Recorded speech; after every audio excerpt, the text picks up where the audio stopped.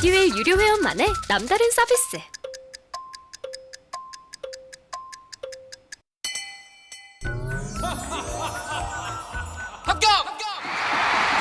합격하고 돈도 받는 혜택. 오직 에듀윌 유료 회원에게만. 에듀윌. 무료 합격!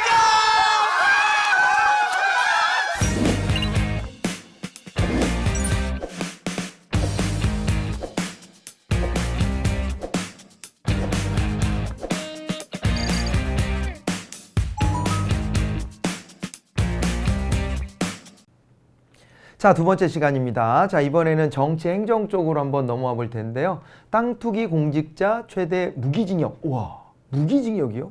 어마어마한 건데 이거. 우리가 살인죄도요. 사형 무기징역 또는 5년 이상의 징역에 처한다. 이렇게 돼 있어요.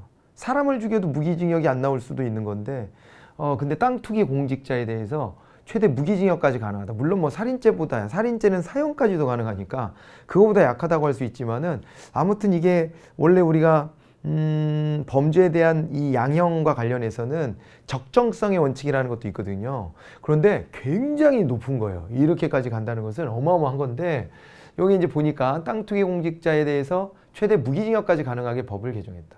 부당이익의 최대 5배까지 완수하겠다. 이렇게 나서고 있습니다. 이 법 개정이 또 이루어지고 그랬는데요. 국회가 3월 24일 본회의를 열어서 LH를 포함해 부동산 관련 업무 정보를 취급하는 공공기관 직원들의 재산 등록을 의무화하는 내용의 공직자윤리법 개정안 등 이른바 LH방지법을 처리했다. 이렇게 되어 있습니다. 여러분 여기서 공직자윤리법이라고 나와 있는데요. 공직자윤리법은 크게 5가지를 이거를 담고 있습니다. 이게 뭐가 있냐면요. 공직자는 이해충돌이 되어서는 안 된다. 이해충돌이 방지되어야 한다는 부분과 그 다음에 이제 재산에 대해서 등록해야 된다는 부분과 그 다음에 이제 요거를 공개해야 될 대상자들이 있거든요. 이런 의무도 부과가 되어 있었고 그 다음에 주식에 대해서 백지 신탁해야 된다는 거, 주식의 백지 신탁 부분도 있었고요. 그 다음에 또 뭐도 있었냐면은 주식 백지 신탁도 있었고 또 선물 있죠. 외국에서 선물 받으면 선물에 대한 신고의 의무도 있었고요. 그 다음에 또 한 가지가 바로 취업의 제한이에요. 퇴직 후 취업을 할 때 그때도 제한이 이렇게 주어지는 5가지가 있어요. 자, 그런데 이와 관련해서 이제 보시게 되면은 이해충돌 방지의 부분은 이해충돌 방지는 요거는 있잖아요. 이제 지금 아직 본회의까지 통과는 안 됐는데 요게 상임위원회를 통과를 지금 했거든요. 이해충돌 방지법. 네. 이해충돌 방지법이라 그래 가지고 요게 이제 지금 상임위를 통과한 상태예요. 그래서 요거 이제 주목해서 좀 봐야 되고요, 우리가. 그리고 그 다음에 그러니까 별도의 법으로, 그러니까 이해충돌 방지를 위해서 노력해야 한다 정도의 공직자윤리법을 훨씬 뛰어넘는 거고요. 지금 보면은 재산 등록의 의무는 요게 이제 4급 이상이거든요. 4급 이상인데 단 이제 경우에 따라서는 7급 이상 공무원에게 이제 재산 등록의 의무를 주기도 해요. 공개 의무는 1급 공무원이거든요. 1급 이상인데 요 이제 4급 이상 규정을 요걸 전 공무원으로 확대하려고 지금 이렇게 좀 작업 중입니다. 아직은 개정은 안 됐고요. 이거는 이 전 공무원으로 확대하려고 하고 있어요. 전 공무원으로 확대하겠다. 이런 정도까지 지금 나오고 있고요. 그 다음에 또 하나가 주식의 백지 신탁은 있었단 말이에요. 자기 이익하고 부합될 수 있는 그 주식 투자 이런 것들을 용납하지 않고 있었는데 이 부동산과 관련된 부분이 좀 미약했다는 거죠. 여기다가 이제 플러스해서 부동산 투기를 이제 금지하는 내용들이 포함이 됐다 이렇게 이제 보시면 되는 거죠. 그래서 엄청 이제 강력한 법안들이 막 이제 만들어졌어요. 공짜 들어가는데 지금 가려고 이거 공부하시는 분들도 있잖아요.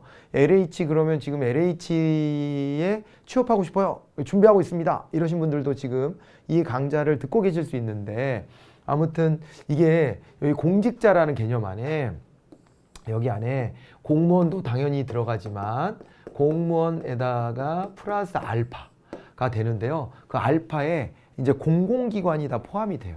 여기가 대표적인 게 공공기관이나 공직유관단체 같은 데 있잖아요. 공공기관을 포함해서 그 공공기관 등이 포함되기 때문에 여기에 임직원들에 대해서도 공직자윤리법에서 규제를 할 수가 있다는 거, 이런 거를 좀 떠올려 보시면 좋을 것 같습니다.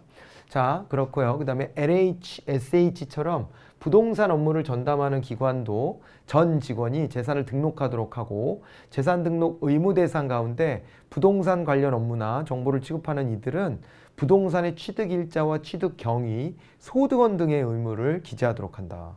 이런 겁니다. 그래서 땅 사지 말라는 얘기예요. 땅 사지 말라는 얘기고, 둘 중 양당 간에 선택하라는 거예요. 선택하라는 거고요. 이런 정도로 강력한 법이 생겼는데도 땅을 사고 땅으로 차익을 거두려고 하는 시도를 하는 것은 굉장히 무모한 일이 될 겁니다. 예. 징계를 받아도 내부 징계도 엄청 강력하게 나올 것이고, 그뿐만 아니라 사법 처리가 가능하게끔 만들어버리기 때문에 무기징역 최대 그랬잖아요. 그러니까 조심해야죠. 물론 땅 투기 공직자 최대 무기징역인데 자기의 내부 정보를 활용했다거나 뭐 이런 것들이 좀 전제돼야 되긴 하겠는데, 어쨌건 배나무 밭에서 갓끈을 매지 말아야 되는 거예요. 예. 그렇게 지금 이제 아예 마인드를 고쳐야 되는 상황이다. 이렇게 보시면 되겠습니다. 공공주택 특별법 개정안은 업무상 알게 된 미공개 정보를 누설하거나 부동산 매매에 활용하면 최대 무기징역이다, 이렇게 나와 있잖아요. 그죠? 그래서 공공주택 특별법이라고 하는 별도 법에서 무기징역까지 가능하게끔 처벌 규정을 만들어 놨고요. LH 직원들의 비밀 누설 형량을 2배로 강화한 이제 한국토지주택공사법 개정안도 국회 문턱을 넘었다, 이렇게 나와 있습니다. 그래서 이런 부분들에 대해서 이렇게 살짝 좀 알고 지나가시면 될 것 같고요. 자, 이제 그 다음 지나가 봅니다. 넘어가 보죠. 2022년도 예산이 600조 원 규모다. 벌써 어떻게 알죠? 네, 이 예산 절차를 잠깐 좀 소개해 드리려고 이 주제를 좀 가지고 와 봤어요. 2022년도 예산 600조 원인데 어떻게 지금 이걸 아냐? 그럴 것 같다. 아직은 확정된 건 아닙니다. 그런데 이게 이제 어떻게 되냐면 우리가요 채택하고 있는 방식이 이런 거예요. 예산제도와 관련해서 총액 배분 자율편성 제도라는 걸 해요. 자율편성 제도다, 이렇게 얘기를 하는데, 이게 있잖아요. 총액 배분이다 그러면 이게 이제 뭘 의미하는 것이냐면 이런 걸 의미하는 거예요. 총액 배분이다 그러면 요거를 이제 기재부가 나서 가지고 각 이제 중앙 행정기관들이 있잖아요. 중앙 행정기관의 기관별 예산의 총액을 미리 하달해 주는 거예요. 하달해 줘요. 그러면 이 범위 안에서 자율 편성을 하게 하는 거예요. 단 그 총액 범위 내에서 총액이 주어지면 총액 범위 내에서 이제 자율성을 부여해 주는 거예요.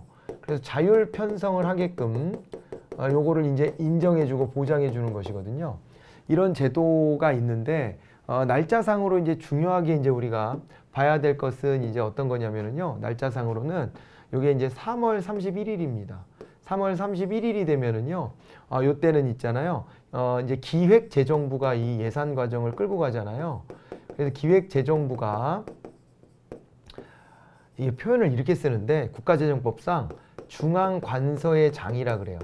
중앙관서의 장에게 뭘 내려보내냐면 예산 편성 지침이라는 걸 내려보내요.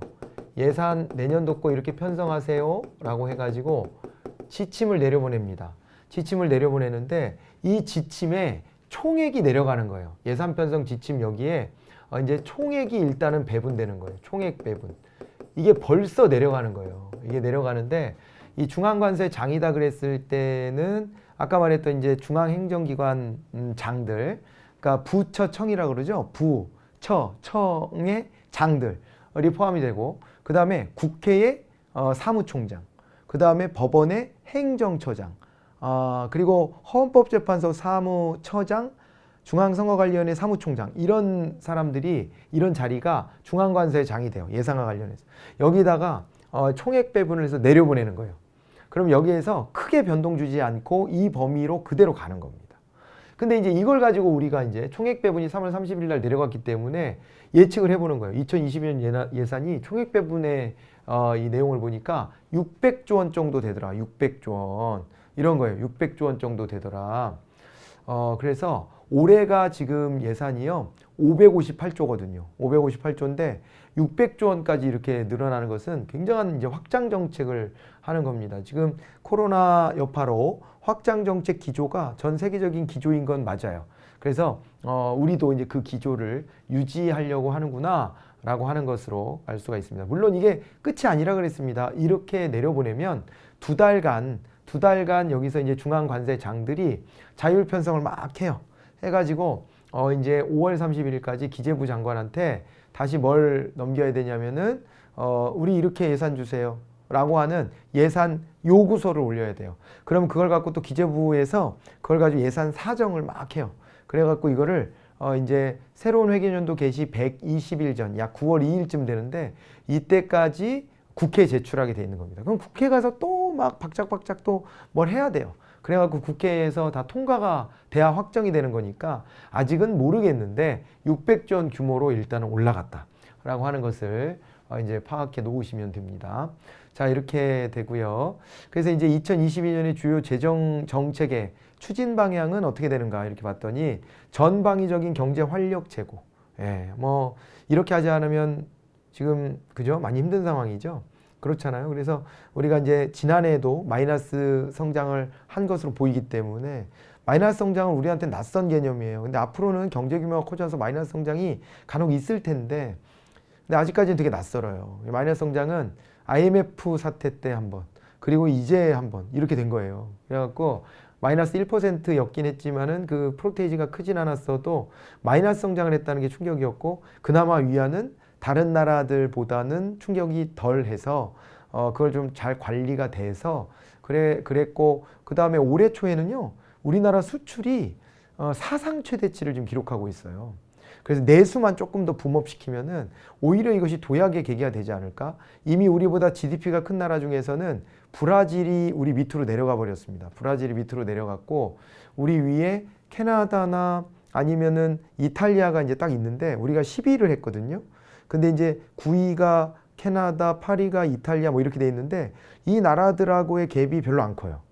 거의 비슷하게 딱딱 붙어 있어요. 그러다 보니까 이거 이제 가능성이 왔다라고 또 우리도 생각을 하는 겁니다. 그래서 이제 이렇게 전방위적 경제 활력 제고를 위한 노력을 하겠다 이런 것이고 미래를 위한 혁신 투자, 민생 포용 기반을 구축하겠다. 이게 이런 경제 위기 한번 오면은요 부자들은 오히려 끄떡이 없거나 부자들은 돈을 많이 벌어요. 그렇게 됩니다. 그렇게 되는데 그런데 이제 빈부격차가 그만큼 더 커지게 되거든요. 약한 고리부터 원래 힘들면 약한 데가 터져요. 사람마다 그러지 않아요? 자기 몸에서 좀 약한데 피곤하면 거기가 어떻게 돼? 그러니까 막 눈에 실핏줄이 터지는 사람도 있고 그 다음에 뭐 입술이 막 안 좋아지는 사람도 있고 그죠? 뭔가 몸에서 자기 약한 곳이 공격을 받아요. 그런 거랑 똑같습니다. 경제도 약한 고리가 먼저 터져요. 그래서 민생, 포용 기반을 구축하겠다. 또 국민의 안전과 삶의 질을 개선하겠다. 이런 방향으로 재정 정책을 추진하라고 했대요. 그렇게 이제 내려갔는데 이제 이것이 어떻게 확정될지는 좀 지켜봐야 될 일입니다. 올해 이 과정은 뉴스가 나올 때마다 제가 좀 쫓아가면서 지금은 2단계입니다. 2단계입니다. 이런 것들을 말씀드려 볼게요. 아무튼 오늘 여기 정리하는 것은 1월 31일까지도 하나 말씀드릴게요. 그때까지는 중앙관세장들이 기재부 장관한테 향후 5년간 우리 계획이 이렇습니다 라고 하는 것을 올려야 돼요. 안건을. 그거를 중기 사업계획서라고 하는데 그것을 제출했어야 되고 그 다음에 그걸 바탕으로 3월 31일까지 기재부 장관이 예산 편성 지침을 내려보낸 거고요. 그러면 5월 31일까지는 이제 각 중앙관세장들이 우리 예산 이 분야에 이만큼씩 해서 총액으로 이만큼 주세요 라고 하는 것을 이제 예산 요구서라고 하는데요. 예산 요구서를 이제 올려야 되는 그런 타이밍이 되어 있다. 이렇게 보시면 되겠습니다. 자, 이렇게 정리를 한번 해보고 지나가죠. 이번에는 경제, 산업 쪽으로 가보도록 하겠습니다. 금융소비자보호법이 이제 시행이 됐습니다. 금융소비자에게 청약 철회권, 위법계약의 해지권 등의 권리를 폭넓게 보장하는 금융소비자보호법이 3월 25일부터 시행에 들어갔습니다. 금소법이라고 하는데 청약 철회권이라고 하는 것은요. 원래 우리 민법상으로 보면 청약은 철회할 수 없다 이렇게 돼 있어요. 그러니까 우리 중국집 가가지고 저 짜장 하나 주세요. 그러다 옆 사람 봤더니 짬뽕을 맛있어 보이는데 잠시만요. 저 짬뽕으로 바꿔주시면 안 돼요? 이런 게 청약철이에요. 청약철인데 청약을 한번 하잖아요. 짜장 하나 주세요. 네, 이거 승낙이 된 거예요. 그리고 민법상으로는 계약이 성립된 거거든요.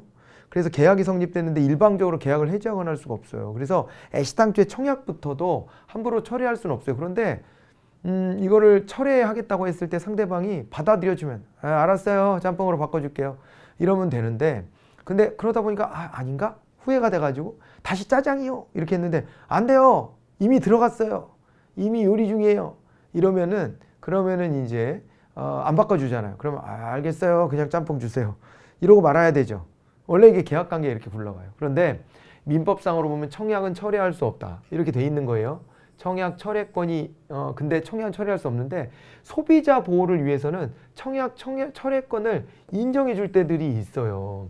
원래 민법상은 청약은 철회할 수 없다라고 돼 있지만 특별법의 형식으로 요걸 이제 청약 철회권을 주기도 하는데 이런 거를 우리가 쿨링오프 제도라고 그래요. 쿨링오프 제도라고 하는데요.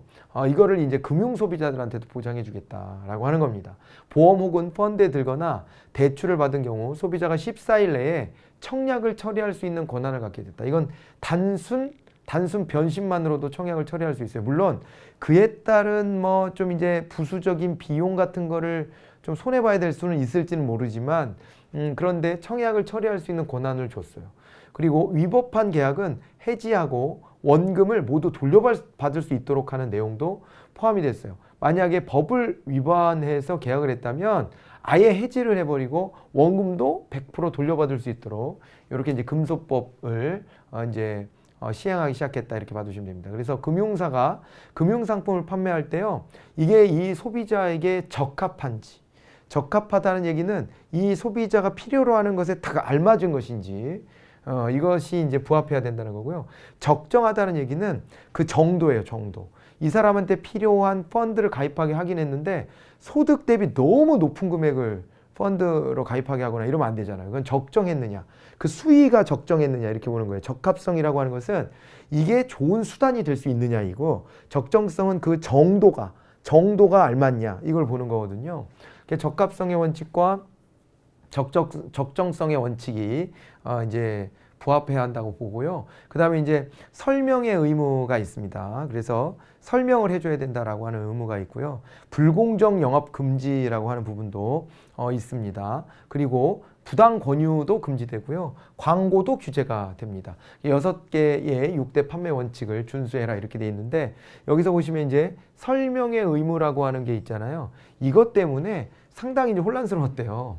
펀드 하나 가입하는데 시간이 너무 많이 걸리는 거예요. 아니 됐고요. 예, 그 정도면 됐고 그냥 가입해 주세요. 안 됩니다. 설명을 꼭 들으셔야 됩니다. 고객님 잠깐만 기다려 주세요. 이러고 막 설명을 하는 거예요. 이 의무를 위반하면 안 되니까. 그래가지고 창구가 대혼란이 있었다라고 요 3월 25일부터 이게 시행이 되면서 그날의 풍경을 이제 언론에서 소개해 주기도 하고 그랬답니다. 그러기도 했는데요. 이게 이제 누구에게 적용되냐? 은행, 보험사, 금융투자업에 이제 종사하는 사람들, 여신 전문 회사, 여신은 대출을 전문으로 하는 데를 여신이라고 하는 거죠. 그 다음에 저축은행이나 신협, 대부업자, 온라인 투자 연계 금융업자, 그 다음에 대형 대부업자 등에 적용하기로 했다. 이렇게 봐두시면 되겠습니다. 금소법 됐죠? 네, 요거 하나 알고 가자고요. 이렇게. 자, 그랬고요. 카카오 얘기가 좀 나와 있는데요. 카카오가 액면 분할을 했대요. 500원을 100원으로 액면 분할. 그러니까 주식의 액면가를요 500원으로 발행했던 주식인데 이거를 100원으로 액면 분할을 했대요. 그래서 이게 100원으로 액면 분할하면 5분의 1방을 한 거 아닙니까? 그러면요 내가 카카오 주식을 한 주 가지고 있었다 그러면 내 주식이 5개가 되는 거예요. 5개. 5주로 바뀌는 거죠. 5주로. 이렇게 하는 걸 액면 분할이라고 합니다. 미국 같은 경우에는 액면가 제도가 없대요. 그래서 저기는 이제 주식 분할이라는 표현을 써도 액면 분할이라는 표현을 안 쓰는데 우리는 이제 액면 분할이라는 말을 쓸 수 있어요. 예전에는 상장사 기준으로 보면 기본이 5,000원짜리로 발행하는 거였거든요. 그런데 이것은 뭐 벤처기업도 좀 키워주고 뭐하고 이러느라고 이 액면가를 알아서 설정할 수 있게끔 이렇게 하고 있고요. 근데 카카오는 이제 500원짜리로 발행돼 있는 거죠. 그것을 100원으로 또 액면 분할했다는 거예요. 왜냐하면 카카오 잘 나가니까 주가가 막 올라갔단 말이에요. 그러다 보면은 주식 매매가 좀 줄어들어요. 왜냐면 접근하기 어렵잖아. 너무 비싸니까. 근데 이거를 5분의 1로 쪼개버리면 주식의 이 거래 횟수가 늘어날 것이고요. 그러면 주가가 예전보다 더 빠르게 좀 올라갈 수도 있죠. 다시 한번 또 이렇게 상승 국면을 맞이할 수도 있어서 이제 그런 거를 노린 게 아니겠느냐 이렇게 이제 보고 있습니다. 예, 그래서 요럴 때 액면 분할을 하고요. 그 다음에 이렇게 되면 주식이 분산되는 효과가 생긴다. 여럿이 이제 여기 새로운 신규 투자자들이 들어올 것이기 때문에 그러면 M&A에도 대항하기가 유리해진다. 이렇게 합니다. 적대적 M&A는 여기 주식을 막 매집해서 나중에 경영권을 위협하면서 우리 주식 비싸게 사라 이렇게 요구하거나 아니면은 그거에 대항하려고 또 원래의 본래 경영권을 갖고 있는 쪽에서 주식을 막 매집하겠죠. 그러다 보면 주가가 알아서 올라가죠. 그러면은 이게 적대적 M&A 세력이 이렇게 들여다보다가 나중에 되팔고 나가기도 하고요. 막 그러는 겁니다. 아니면은 아예 진짜로 경영권을 인수했다가 다른 업자한테 이렇게 팔아먹고 나가기도 하고 뭐 이런 거를 하기 때문에 이 M&A에 또 대항을 잘 하는 것도 중요하거든요. 그런 거에 대항할 때도 액면 분할을 쓴다. 이렇게 봐두시면 되겠습니다. 자, 이번 시간은 여기까지 좀 볼까요? 네, 다음 시간에 경제 산업과 관련해서 하나 쌍용차 얘기, 좀 마음이 아프지만 쌍용차 얘기 한번 또 다루고 지나가도록 하겠습니다. 잠깐 또 쉬었다 뵐까요? 수고하셨습니다.